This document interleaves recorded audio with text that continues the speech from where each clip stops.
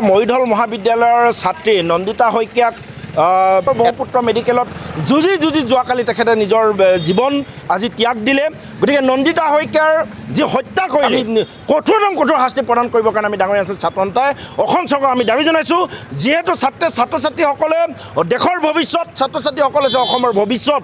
নন্দিতা শইকীয়াৰ কি এনে দুখ আছিল যিটো কাৰণে তেখেতে দাৰে ঘপিয়াই 6-7 ঘাপমান মাৰি তেখেতক আজি হত্যা কৰিলে। তেখেতক অতি শীঘ্ৰে কৰায়ত্ব কৰি ফাঁচি দিবৰ কাৰণে আমি ডাঙৰীয়া অঞ্চল ছাত্ৰ আমি দাবী জনাইছোঁ।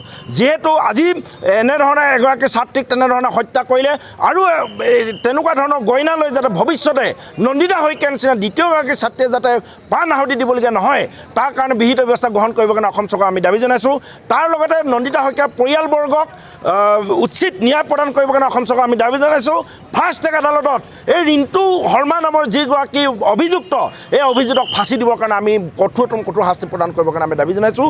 ইয়াৰ অন্যথা আমি ছাত্ৰ সন্থাই সমগ্ৰ অসমতেই, তিনিচুকীয়া জিলাতেই, ডাঙৰীয়া অঞ্চলতে আমি ইয়াৰ বিৰুদ্ধে কিন্তু আমি গণতান্ত্ৰিক আন্দোলন আমি গঢ়ি তুলিম। কাৰণ যিগৰাকী ছাত্ৰী এজন প্ৰতিভাৱান ছাত্ৰী আমাৰ মাজৰ পৰা গুচি গ'ল। প্ৰতিভাৱান এজন ছাত্ৰী, প্ৰতিভা থকা এগৰাকী মৰিধল মহাবিদ্যালয়ৰ লগতে গোটেই সমাজখনক নেতৃত্ব, যুৱ প্ৰজন্ম, ছাত্ৰ ছাত্ৰী সমাজখনক, ছাত্ৰ সমাজক নেতৃত্ব দিব পৰা এগৰাকী ছাত্ৰী আমাৰ মাজৰ পৰা আমি হেৰুৱাই অতি মৰ্মাহত হৈ পৰিছোঁ। সেয়ে অসম চৰকাৰক আমি দাবী জনাইছোঁ যে তেখেতসকলে এই নন্দিতা শইকীয়াৰ যি বিচাৰ, সেই বিচাৰ প্ৰক্ৰিয়াত যাতে কোনো ধৰণৰ হেমাহি প্ৰদৰ্শন নকৰি অতি নিশংসভাৱে আৰু কঠোৰ শাস্তি প্ৰদান কৰি আদালতত তেখেতসকলে অসম চৰকাৰে ইয়াক শাস্তি দিবৰ কাৰণে অনুৰোধ জনাইছোঁ। আৰু নন্দিতা শইকীয়াৰ পৰিয়ালবৰ্গক উচিত ক্ষতিপূৰণ প্ৰদান কৰিবৰ কাৰণে আমি দাবী জনাইছোঁ।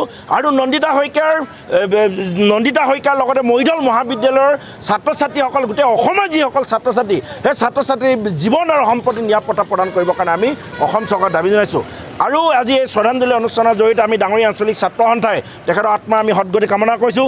তেখেতে স্বৰ্গত শান্তি পাওক, তেখেতে দ্বিতীয়গৰাকী যাতে নন্দিতা শইকীয়া পুনৰ এনেধৰণৰ ছাত্ৰী যাতে নৃশংসতাৰ বলি হ'বলগীয়া নহয়, তাৰ কাৰণে আমি ভগৱানৰ ওচৰত আমি আজি দেশত আমি ডাঙৰীয়া ছাত্ৰ প্ৰাৰ্থনা জনাইছোঁ।